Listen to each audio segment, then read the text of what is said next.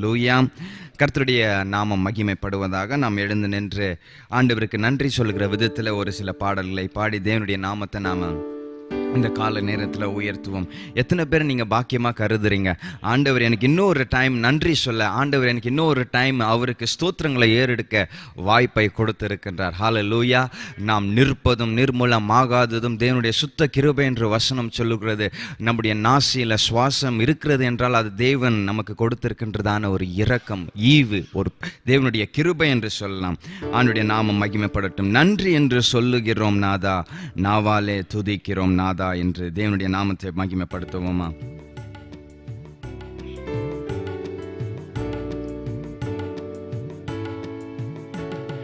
நன்றி என்று சொல்லுகிறோம் நாதா, நாவாலே துதிக்கிறோம் நாதா. சொல்வோமா? நன்றி என்று சொல்லுகிறோம் நாதா, நாவாலே துதிக்கிறோம் நாதா. உமக்கு நன்றி இயேசு. சொல்வமா இருதயத்தில் ஆழத்திலிருந்து? உமக்கு நன்றி இயேசு ராஜா, உமக்கு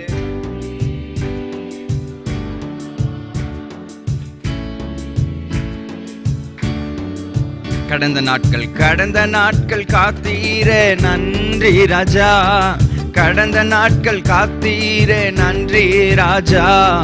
புதிய நாளை, ஆமாண்டவரே உமக்கு நன்றி. புதிய நாளை நன்றி ராஜா, உமக்கு நன்றி என்று சொல்லுகிறோம் நாதா, நாவாலே உம்முடைய இரக்கங்களை பாடுகின்றோம். உமக்கு நன்றி, நாவாலே துதிக்கிறோம். ஆபத்திலே காத்தீரே, ஆபத்திலே காத்தீரே நன்றி ராஜா.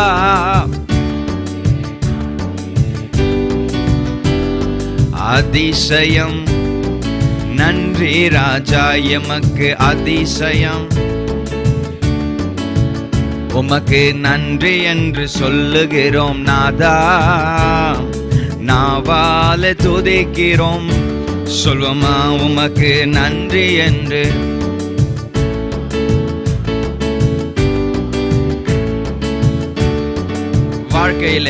வாழ்க்கையிலே ஒளி விளக்காய் வந்தீர் ஐயா, வாழ்க்கையிலே ஒளி விளக்காய். வார்த்தை என்ற மன்னாவை தந்தீர் ஐயா, வாழ்க்கை என்ன மன்னாவை தந்தீர் ஐயா. உமக்கு நன்றி என்று. ஆமாண்டவரே ஸ்தோத்திரம், உம்மை துதிக்கின்றோம். நீர் செய்ததான உபகாரங்களுக்காக நன்றி. நன்றி அப்பா, நன்றி இயேசுவே.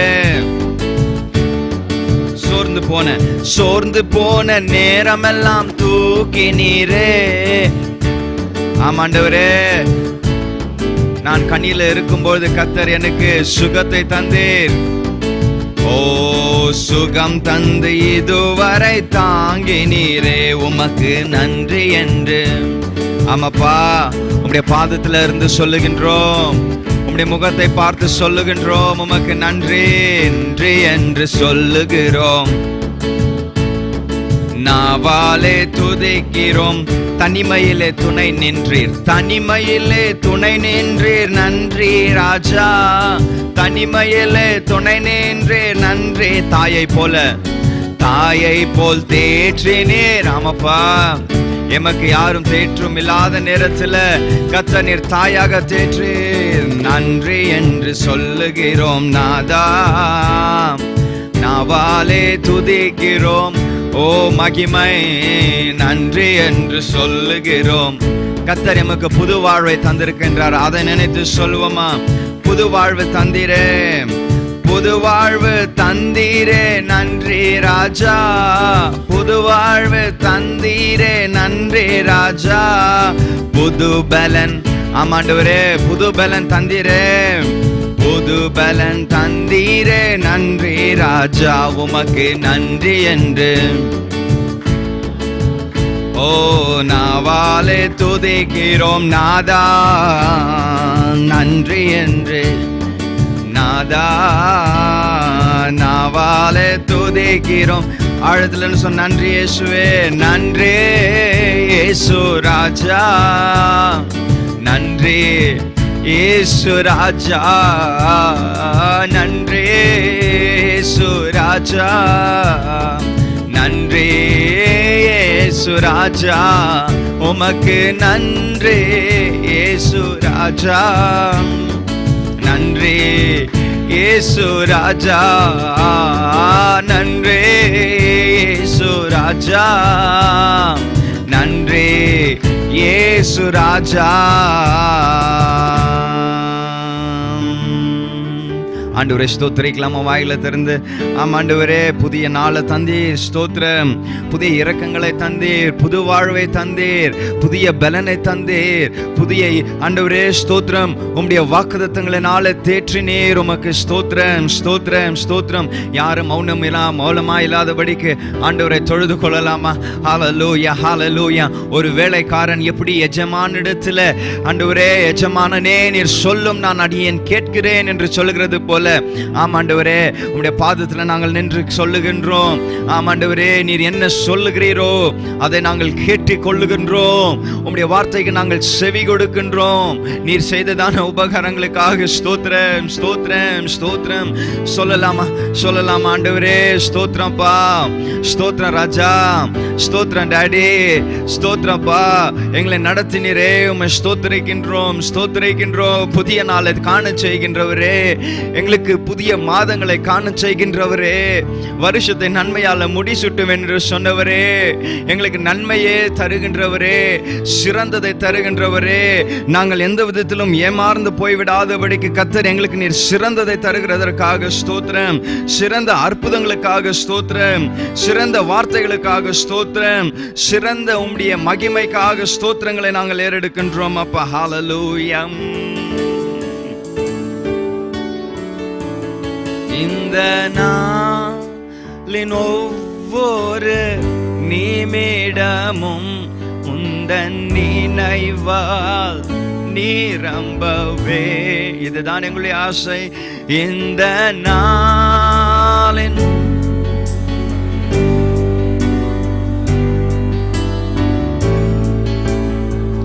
நிரம்ப வேண்டும் என் வார்த்தையெல்லாம் பிறர் காயம் ஆற்ற வேண்டும். என் வார்த்தையெல்லாம் பிறர் காயம் ஆற்றவே. கரங்களை உயர்த்தி சொல்லுமா? ஆராதனை, ஆராதனை. ஆமாப்பா, எங்களுடைய கரங்களை உயர்த்தி சொல்லுகிறோம் உமக்கு ஆராதனை, ஆராதனை, ஆராதனை, ஆராதனை. அன்பரேசு ராஜனுக்கே, அன்பரேசு ராஜனுக்கே, ஆவியான தேவனுக்கே. அன்பரே, அன்பரேசு. ஆமாசுவே, எங்களுடைய ஆராதனை உமக்கே, ஆவியான தேவனுக்கே. Lord seems so far away, a million miles and more seems today.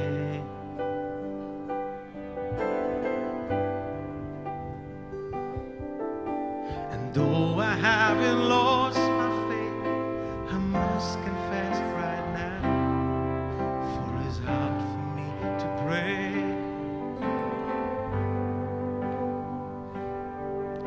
And I don't know what to say, and I don't know where to start. But as you give the grace, with all that's in my heart, I will sing, I will praise, even in my darkest sorrow and the pain.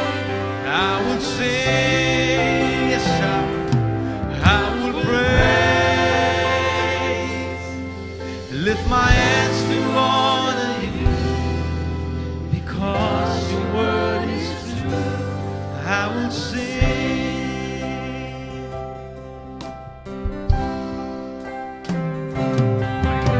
Oh Lord, it's hard for me to see all the thoughts and plans you have for me.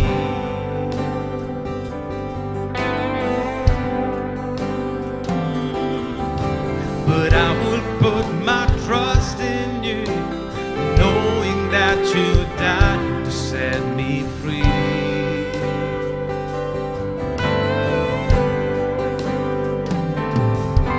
And I don't know what to say, don't know where to start, but as you give the praise with all that's in my heart, well, I will sing in every situation. Learn to praise Him, even in my darkest hour. Through the sorrow, every hand's lifted higher. I will sing, I will praise, lift my hands, honor Him, honor Him. I will sing, Lord, praise Him, praise Him, every situation. Through the sorrow and the pain, I will sing and I will praise the Lord. I will praise, lift my hands to honor you, because your word is true. And I will sing, I will praise, even in my darkest hour. Through the sorrow and the pain, I will sing, I will praise, and lift my hands to honor you, because your word is true. I will sing, hallelujah. As we remain standing, we are going to give to the Lord. As we sing a song, let us worship God by giving. மகிழ்வோம் மகிழ்வோம் தினமாக மகிழ்வோம் இசுராஜனம் சொந்தமாயினார். மகிழ்வோம் மகிழ்வோம் தினமாக மகிழ்வோம் இசுராஜனம் சொந்தமாயினார். இந்த பாதாளத்தில் சொந்தக்காரரவர், எந்த உள்ளத்தில் சொந்தமானார். இந்த பாதாளத்தில் சொந்தக்காரரவர், எந்த உள்ளத்தில் சொந்தமானார். ஆனந்தமே பரமானந்தமே, இது மாபெரும் பாக்கியமே. ஆனந்தமே பரமானந்தமே, இது மாபெரும் பாக்கியமே. இந்த பாதாளத்தில் சொந்தக்காரரவர், எந்த உள்ளத்தில் சொந்தமானார். இந்த பாதாளத்தில் சொந்தக்காரரவர், எந்த உள்ளத்தில் சொந்தமானார். அவர் வரும் நாளிலே, அவர் வரும் நாளிலே என்னை கரம் அசைத்து அன்பாய் கூப்பிட்டு சேர்த்து கொள்வார். அவர் வரும் நாளில் என்னை கரம் அசைத்து அன்பாய் கூப்பிட்டு சேர்த்து கொள்வார். தம்மை நம்பி அவர் தந்த பொறுப்பதனை அவர் வரும் வரை காத்து கொள்வேன். என்னை நம்பி அவர் தந்த பொறுப்பதனை அவர் வரும் வரை காத்து கொள்வேன்.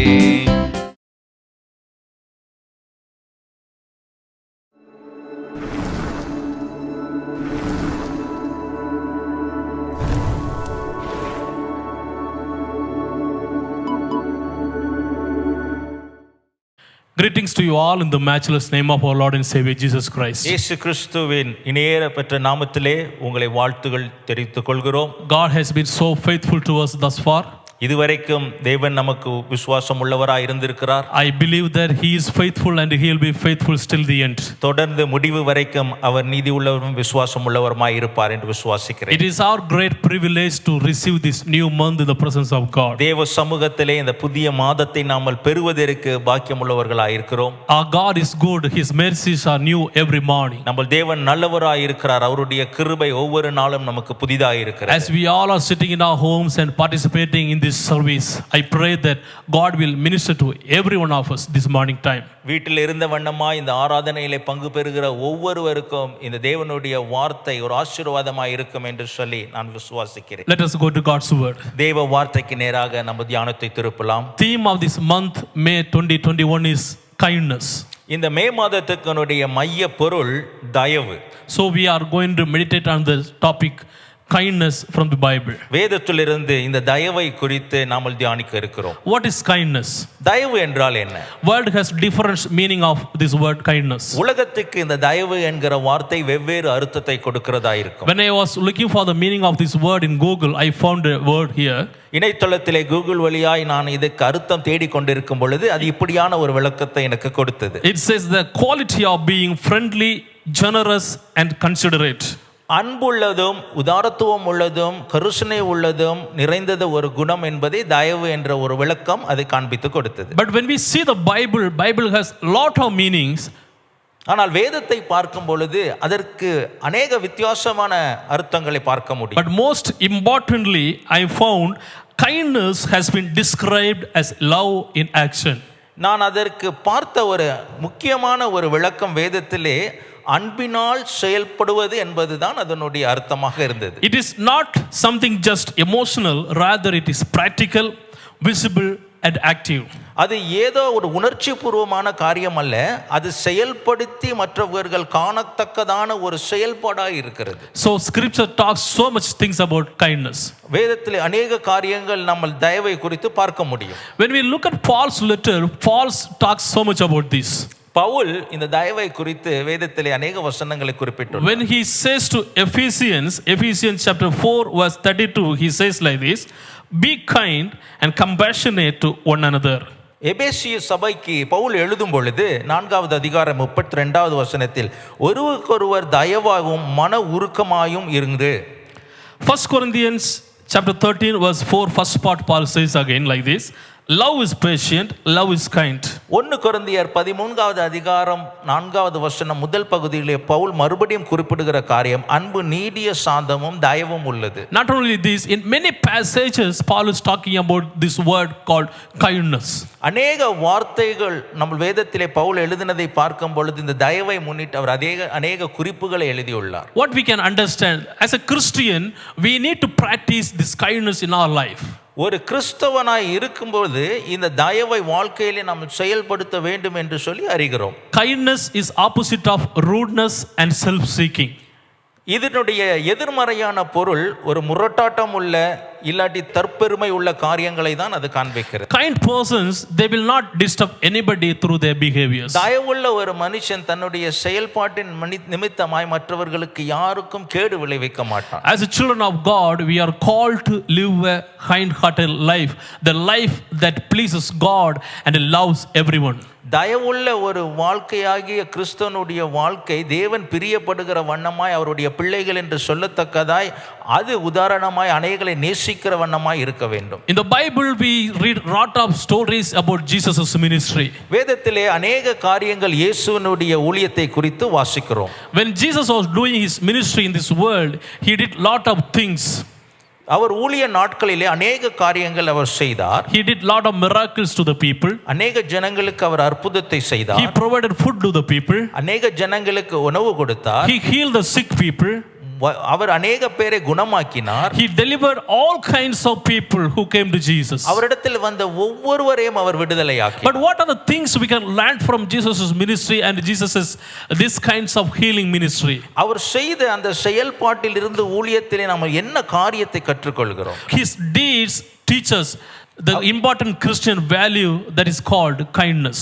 அவருடைய செயல்பாட்டின் மூலமாய் ஒரு கிறிஸ்தவனுடைய வாழ்க்கை நிலையிலே முக்கியமான ஒரு பங்காய் இந்த தயவு இருக்கிறது என்பதை அது மதிப்பீடாய் அது காண்பித்து கொடுக்கிறது. I want to show one incident from the Bible where Jesus was 100% he was showing his kindness.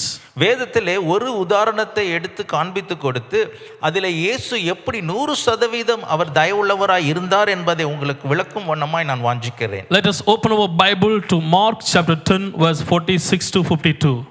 வேதத்திலே மார்க் எழுதின சுவிசேஷம் 10வது அதிகாரம் 46வது வசனம் தொடங்கி 52வது வசனம் வரைக்கும் நாம் பார்க்கலாம். Then they came to Jericho, as Jesus and his disciple together with a large crowd were leaving the city. A blind man Bartimaeus was sitting by the roadside and begging.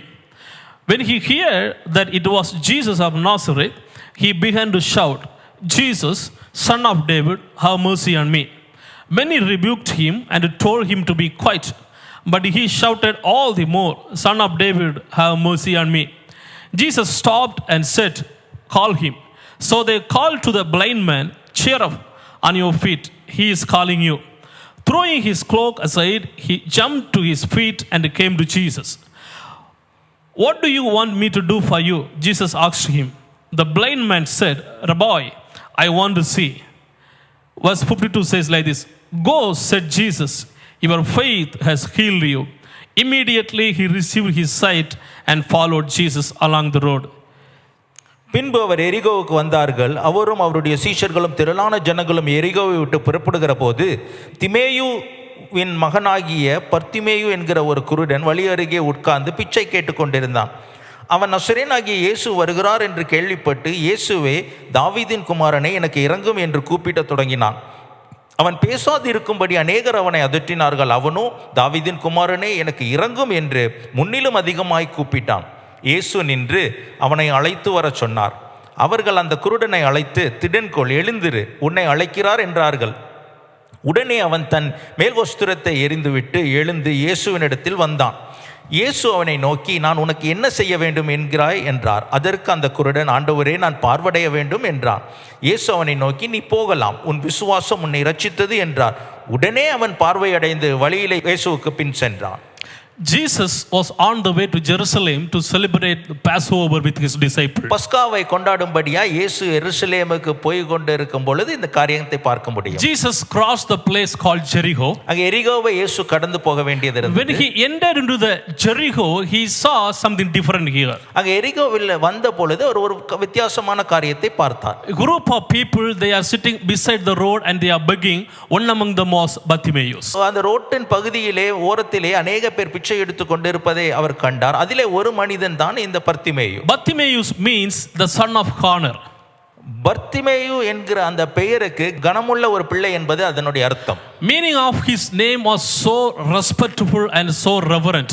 அவனுடைய பேரினுடைய அர்த்தம் அவ்வளோ மதிப்பிடக்கூடியதா எல்லோரும் அறியத்தக்கதா இருந்தாலும், but his lifestyle was totally different. He is sitting beside the road and begging as a blind. அதை ரோட்டின் பகுதியிலே உட்கார்ந்து அவன் பிச்சை கொண்டு எடுத்து கண்ணு தெரியாத ஒரு மனுஷனான ஒரு நிலையிலே அவன் காணப்பட்டான். He couldn't see this world and he couldn't see anybody else in this world. இந்த உலகத்தில் இருக்கிற யாரையும் அவன் பார்ப்பதற்கு வாய்ப்பில்லாதபடி இருந்தான். I imagine like that there was nobody to help him, support him, there was nobody to love him.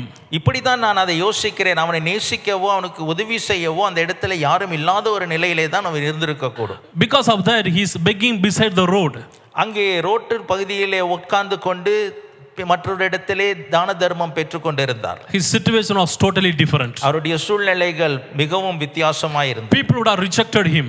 ஒருவேளை ஜனங்கள் அவரை ஏற்றுக்கொள்ளாத நிலையில இருந்திருக்கு. But here Jesus comes and he sees him. இங்கே இயேசு அவன் அருகே வந்து அவனை ஏற்றுக்கொள்கிறார். There are few things happen here. When we read this passage, we can easily understand.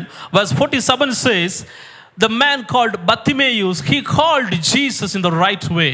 இங்கே நீங்கள் சம்பவத்தை பார்க்கும் பொழுது அவன் 47வது வசனத்திலே பர்த்திமேயு உரத்த சத்தத்தோடு இயேசுவே எனக்கு இரங்கும் என்று கூப்பிடத் தொடங்கினான். Usually he was begging, but when he saw Jesus, he changed the way of calling.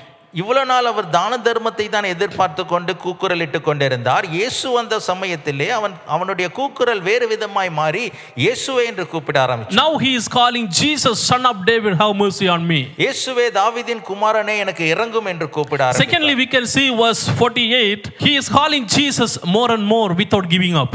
அதை விடைவிடாதபடிக்கு அவன் மறுபடியும் இயேசுவே என்று கூக்குரல் ஆரம்பித்தார். Here the followers of Jesus, they are enjoying the parade with Jesus. இயேசுவோடு வந்து பின்பற்றி செல்லுகிறவர்கள் அதை மகிமையா எண்ணி அவர் பின்தொடர்ந்து போனார்கள். In the meanwhile, here is a blind man, he is disturbing their parade. இப்பொழுது அவர்கள் நடந்து போகிற வேளையிலே இவன் சத்தம் அங்கே இடையூறாய் காணப்படுகிறது. He is shouting, Jesus, son of David, have mercy on me. இயேசுவே தாவீதின் குமாரனே என் மேல் இரங்கும் என்று ஊக்கமாய் சத்தமிட்டார். What was the response of the people? ஜனங்களுடைய பதில் எவ்வனமாய் இருந்தது? They rebuked him.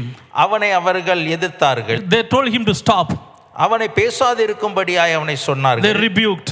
அவனை அநேகர் அதட்டினார்கள். But what happened? Though people were rejected him, though people were rebuked him, but what happened here? அவனை அதட்டி அவனை ஜனங்கள் நிராகரித்த போதும் நடந்த சம்பவம் என்ன? Verse 49 and 50, we can see this. Jesus shows kindness to him. இயேசு நின்று அவனுக்கு அங்கே தயவை காண்பித்தார். What kind of kindness? Jesus stopped there and commanded him to call. என்ன ஒரு தயவு பார்த்தீர்களா? இயேசு நின்று அவனை கூட்டிட்டு வரும்படியாய் அழைப்பு கொடுத்தார். Jesus did not point out to anybody called that blind man, but people understood that Jesus is calling him. Immediately they went to him and they said, Jesus is calling you. நீ போய் இவனை கூப்பிட்டு வா என்று சொல்லி அவர் யாரையும் குறித்து சொல்லவில்லை. ஆனால் அவர் சொல்லும் பொழுது ஜனங்கள் அறிந்து கொண்டு இவனைத்தான் கூப்பிடுகிறார் என்று சொல்லி போய் அவனை கூட்டிக் கொண்டு வந்தார்கள். Jesus is kind to everybody whoever calls unto him. யாரெல்லாம் இயேசுவினிடத்திலே கூப்பிடுகிறார்களோ அவருக்கு அவர் தயவுள்ளவராய் இருக்கிறார். So we can clearly understand that Jesus is more concerned about the afflicted one.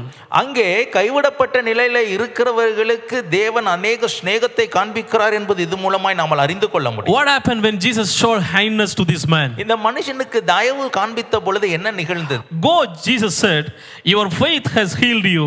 Immediately he received his sight and followed Jesus along the road. 52வது வசனம், இயேசு அவனை நோக்கி நீ போகலாம், உன் விசுவாசம் உன்னை இரட்சித்தது என்றார். உடனே அவன் பார்வை அடைந்து வழியிலே இயேசுவுக்கு பின் சென்றான். Jesus not only showed kindness but also putting that kindness into action. அவர் அந்த தயவை காண்பித்தது செயல்பாட்டின் முறையிலே அதை நடத்தி காண்பித்தார். How did he do that? அதை நாம எப்படி செய்கிறோம்? Jesus was honoring this blind man's faith and healed him. எப்படி இயேசு அதால் செய்ய முடிந்தது என்றால் அவனுடைய விசுவாசத்தை அவர் கனப்படுத்தி அதனால் அவனுக்கு ஒரு விடுதலை கொடுத்தார். Dear friends, you may be going through a lot of difficulties in your life. உங்கள் வாழ்க்கையிலே நீங்கள் அநேக பாடுகளை ஒருவேளை கடந்து போய் கொண்டிருக்கலாம். When you accepted Jesus Christ, maybe you would have faced the same kinds of situation. People would have rebuked you, people would have rejected you, people would have refused you.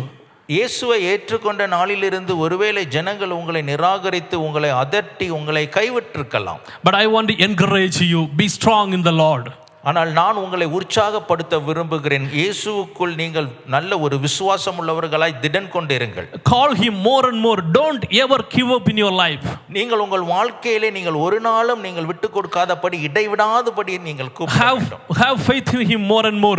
Trust him more and more. அவர் மேல் விசுவாசம் வைத்து அதிகமாய் அவரை தேடுங்கள். When we call him more and more, the place, the people where you are desolated, in front of the same people, God will make you to live comfortably. நீங்கள் அதிகமாய் கூப்பிடும் பொழுது எந்த ஜனங்கள் மத்தியிலே நீங்கள் கைவிடப்பட்டீர்களோ அதே இடத்திலே தேவன் உங்களுக்கு ஆறுதல் செய்ய வல்லவராய் இருக்கிறார். Here we can see the same thing in Bartimaeus' life. இது பர்த்திமேயுவின் வாழ்க்கையிலே அதே வண்ணமான காரியத்தை நாம் பார்க்க முடியும். The same people who rebuked him, they told him to be quiet.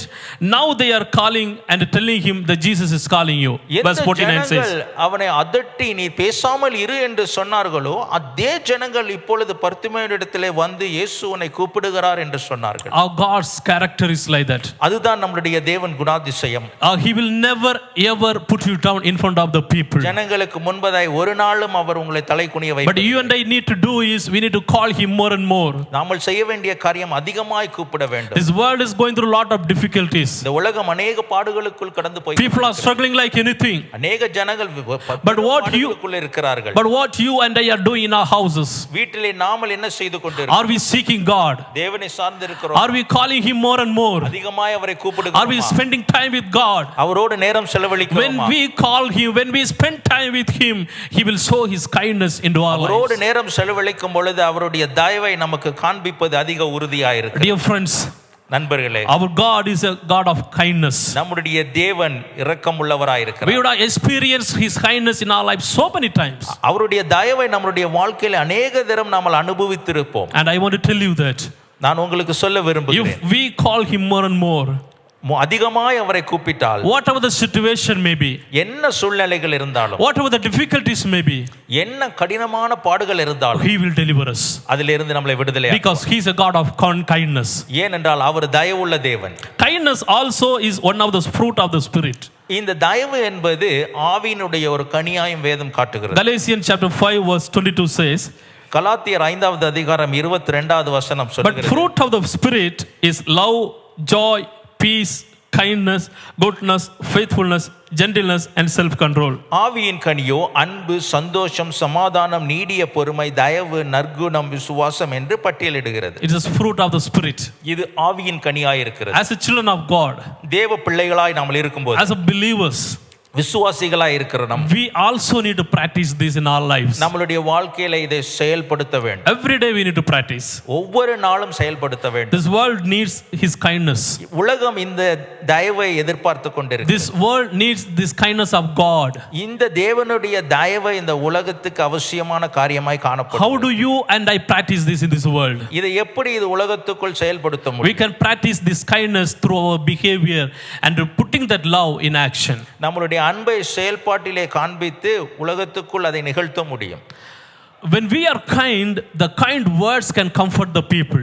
நாம் தயவுள்ளவர்களாய் இருக்கும் பொழுது தயவுள்ள வார்த்தை மற்றவர்களை சமாதானத்துக்குள் நடத்தும். Proverbs chapter 12 verse 25 says, நீதிமொழிகள் 12வது அதிகாரம் 25ஆம் வசனம் சொல்லுகிறது, மனுஷனுடைய இருதயத்தில் உள்ள கவலை அதை ஒடுக்கும், நல்வார்த்தையோ அதை மகிழ்ச்சியாக்கும். so we need to show kindness to others. மற்றவர்களுக்கு நாம் தயவை காண்பிக்க வேண்டும். When you and I show kindness to this world, நாமும் நீங்களும் இந்த உலகத்துக்குள் தயவை காண்பிக்கும் போது this world will come to know our Lord Jesus Christ. இயேசு கிறிஸ்துவை இந்த உலகம் எளிதாக அறிய வரும். This world will receive the kindness of God.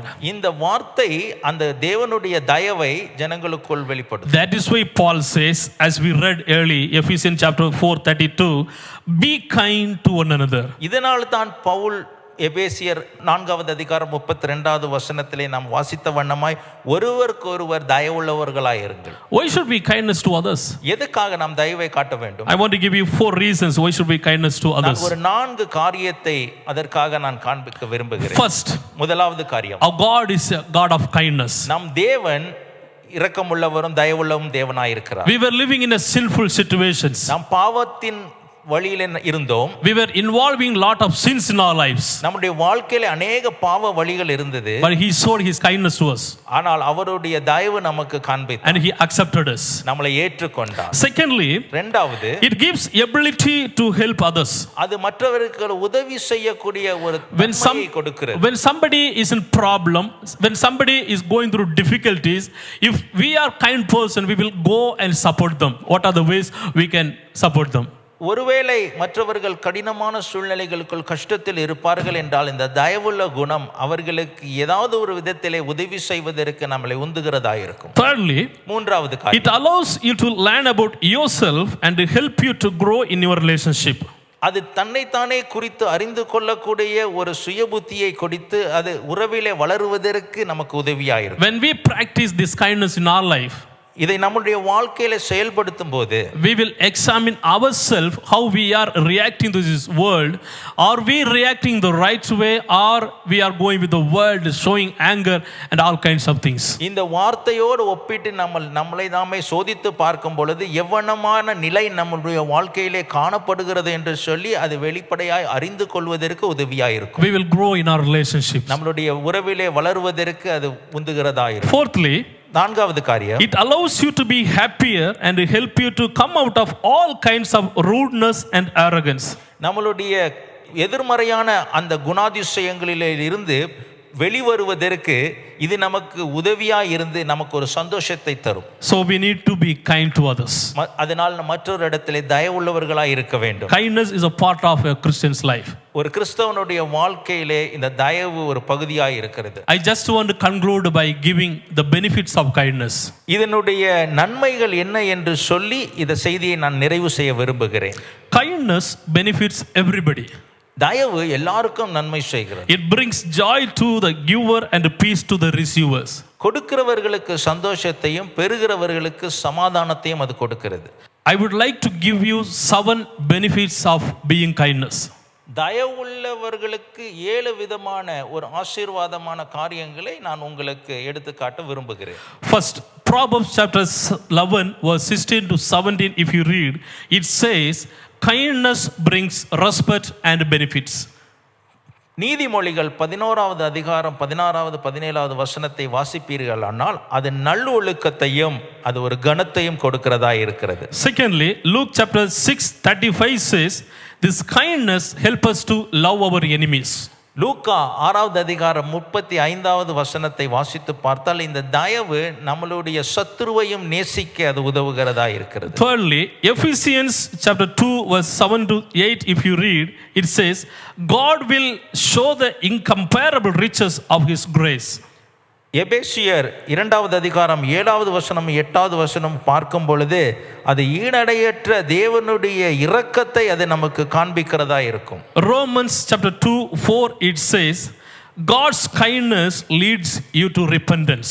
ரோமர் 2வது அதிகாரம் 4வது வசனம் அவருடைய தயவு நாமல் குணப்படும்படியாய் அவரிடத்திலே கிட்டி சேருவதற்கு மனம் திரும்புவதற்கு வாய்ப்பாயிருக்கும். Proverbs 19 verse 17, it says, he who is kind to the poor lends to the Lord, and he will reward him for what he has done. நீதிமொழிகள் 19வது அதிகாரம் 17வது வசனம் சொல்லுகிறது, ஏழைக்கு இரங்குகிறவன் கர்த்தருக்கு கடன் கொடுக்கிறான். When we show our kindness to the poor people, God will reward us. ஏழைக்கு நம்மளுடைய தயவை காண்பிக்கும் பொழுது தேவன் அதை நமக்கு திரும்ப பிரதிபலனாய் கொடுக்கிறார். Proverbs chapter 14 verse 31, here we can see that the blessing of kindness is we will honor God. நீதிமொழிகள் 14வது அதிகாரம் 31வது வசனம் இந்த தயவு தேவனை மகிமைப்படுத்துறது கனப்படுத்துறதா இருக்கிறது. Proverbs chapter 14 verse 21, here we can see that he who despises his neighbor's sins, but blessed is he who is kind to the needy. நீதிமொழிகள் 14வது அதிகாரம் 21வது வசனம் சொல்லுகிற, பிறனை அவமதிக்கிறவன் பாவம் செய்கிறான், தரித்திரனுக்கு இறங்குகிறவனோ பாக்கியம் அடைவான். This world is going through tremendous need of kindness.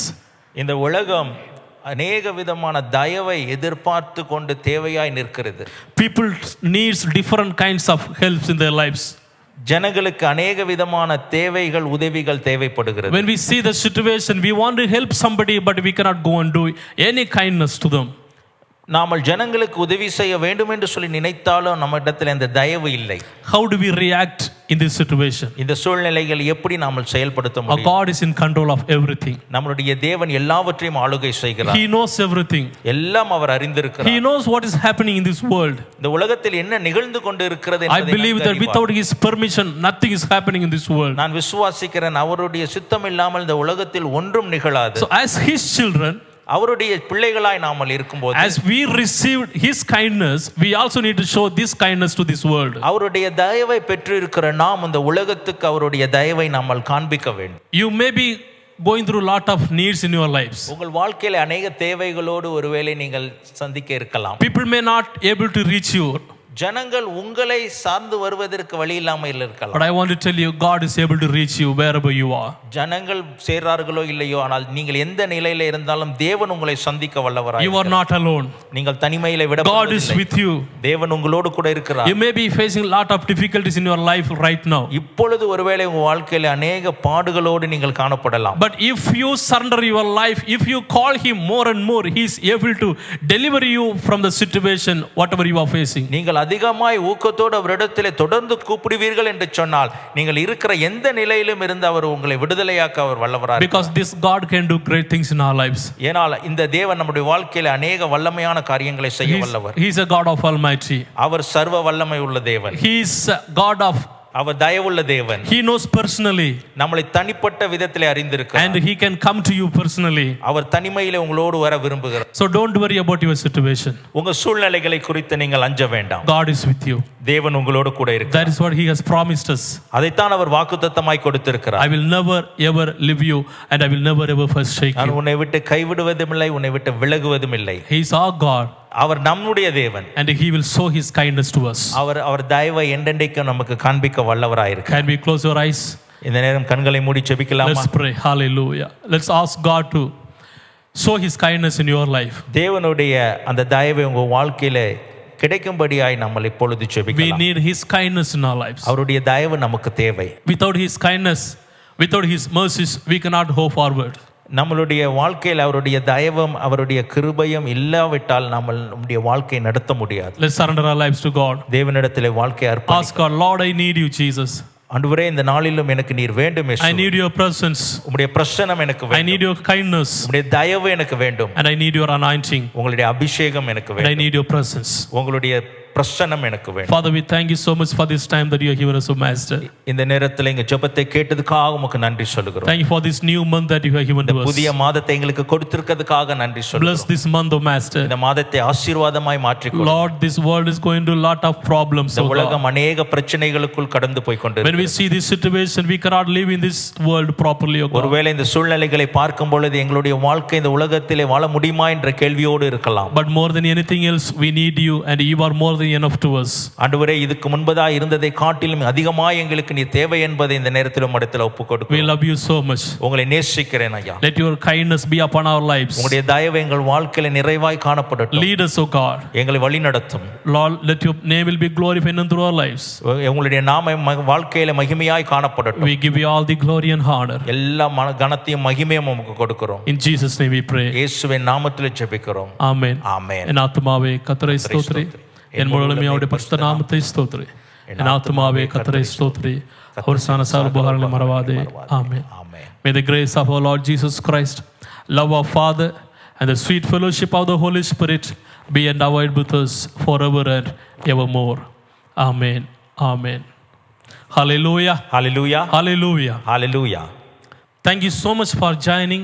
May God continue to bless you and continue to show his kindness to our lives. எங்களோடு இணைந்து ஆராதித்ததுக்காக உமக்கு நன்றி சொல்லுகிறோம். தொடர்ந்து தேவனுடைய தயவு உங்கள் வாழ்க்கையிலே தொடர்ந்து உங்களை ஆசீர்வாதமாய் உங்களுக்கு அமையும் என்று விசுவாசிக்கிறோம். Have a blessed month. ஒரு ஆசீர்வாதமான மாதம் உங்களுக்கு முன் இருக்கிறது. God bless you. இயேசு உங்களை ஆசீர்வதிப்பாராக.